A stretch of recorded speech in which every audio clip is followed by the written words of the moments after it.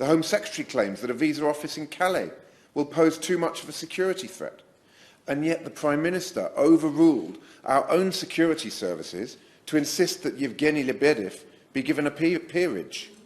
I think that tells us all we need to know about the priorities of this government. As my right honourable friend, the Shadow Home Secretary, said last week, we are pushing vulnerable people from pillar to post in their hour of need.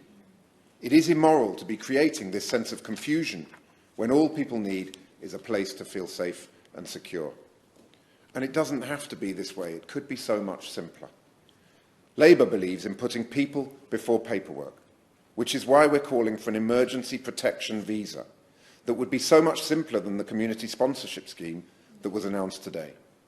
Our emergency visa would be based on the necessary biometric and security checks, but it would dispense with all the bureaucracy and red tape that the government is proposing. And it would end the bottlenecks and queues by facilitating quick and easy access efficiently to our country in these dark times for the Ukrainian people.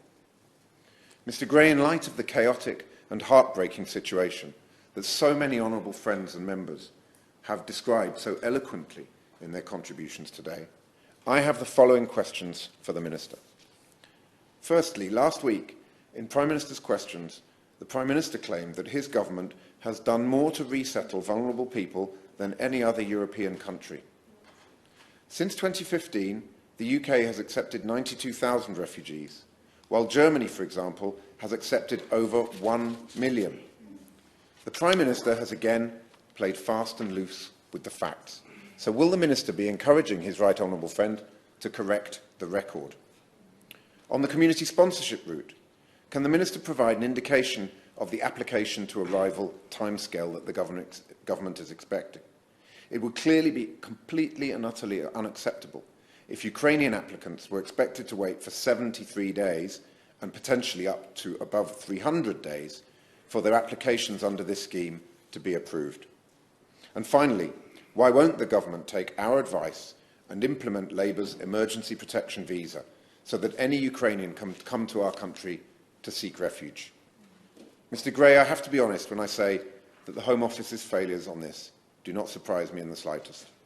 This government has consistently and systematically failed refugees since 2010. You only have to look at their response to Afghans fleeing the horrors of the Taliban, with thousands still stuck in hotels here in our country. The bureaucratic quagmire that was created for those who wanted to house those seeking refuge from the horrors of the Syrian war, or those seeking to cross the English Channel looking for sanctuary. And to add insult to injury, they're using the Nationality and Borders Bill as a tool for criminalising those who are seeking sanctuary in our country. If the government wishes to improve this record, they have to start showing some empathy and some efficiency. And that has to start right now with the way in which we're seeing the treatment of those who are fleeing Putin's bombs and bullets. They can do this by ending the bureaucratic and hostile environment they've created. We therefore urge the Minister to remove the bottlenecks, to simplify the process. Our message to him, to the Home Secretary and to the Prime Minister is crystal clear. Please get a grip and please start putting people before paperwork.